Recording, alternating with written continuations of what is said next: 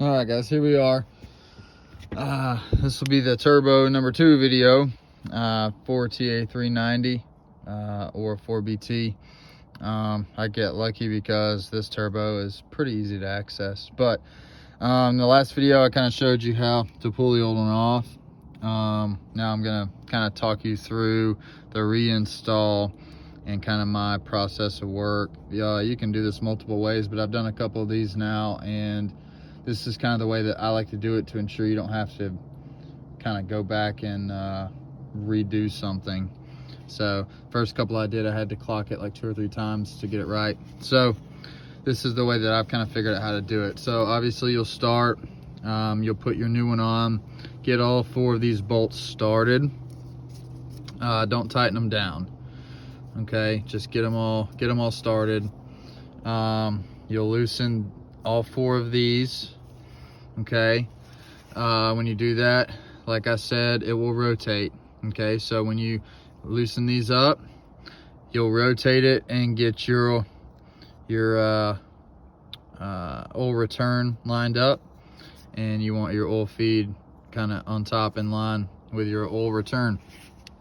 Okay, one thing I want to point out is when you buy one of these online, they're never going to line right up for your application. Okay, so one of the things I had to do was I had a gap here where my oil return mounted up to the bottom of the turbo, so I had to loosen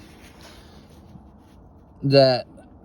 You see how the oil tube has a little bit of a line on it where it's kind of not dirty, so I had to loosen this clamp, pull my oil return tube up just a little bit, retighten that down so that I could get rid of this gap. Okay, so just know that you might have to do some minor adjustments. Shouldn't be anything crazy. If it's anything crazy, you probably got the wrong turbo. So anyways, loosen these, clock it, get it all lined up. I like to make sure my return tube is going to line up good, and I'll go ahead and put my gasket on and my oil return bolts in. Okay, then I'll go ahead and I'll line this up.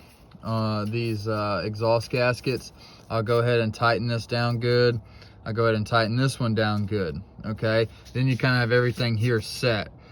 Then you can go ahead and tighten these back down good. All right, once you get those tightened down good, you can go ahead and tighten these up all the way. Okay, so this half is kind of done at that point. Then you'll go and you'll loosen these. I think there's 6 of them. Sorry, 1, 2, there's 1 on the bottom, 3, 4, yeah, there's 6. All right, so you'll loosen these. Okay, and again, be careful, you got to use an open end wrench for a lot of them. So like these on the top, I got the box end on. But anyway, so you loosen that, and then you will clock this side, or rotate this side if you will, to line up with this. Okay, once you get it lined up, I go ahead and I slide my gasket on here, if you will. I tighten the clamps down, make sure that's good, lines up good, and then I'll tighten these bolts back. Okay, again, you will have to pull this piece, this nipple or female end, off of your old one. It's a 19 millimeter. Okay, you'll screw that in, and then all that's left is put your oil line on and put this boot back on and tighten it down. Okay, my oil line's still off because one thing that you cannot forget to do is you got to lube these new ones up. Okay, so it usually comes with this syringe with oil in it. Okay, to do it properly, you squirt some in there. You need to loosen this back up, pull it off, and rotate the turbine. Okay, so I'll pull this back off. When I do it, rotate the turbine slowly as I drop this in. I'm not going to do it right now because it's going to be a day or so before I fire this up, and I don't want it all to just drip down and you know, not be lubed up when I go to fire it up. So I'm going to do this right before I fire it up. But so I suggest you do the same. I'm waiting on one more gasket. I'm going to replace the oil filter housing gasket there.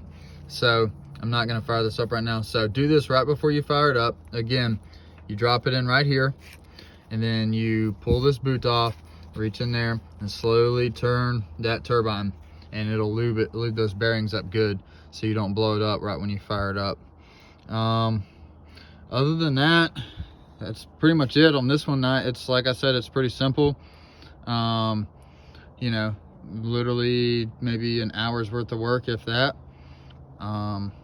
So on other applications, I know it's a lot more difficult, and you got to pull like the exhaust manifold off and stuff. Thankfully on this you don't. But yeah, so that's just a quick little I guess my method of work on installing one of these, and kind of how to clock it, and yeah, so hope this helps you guys, and hopefully this will be the last video. I might do one firing it up for the first time. I might not, I don't know. But yeah, thank you guys for watching this.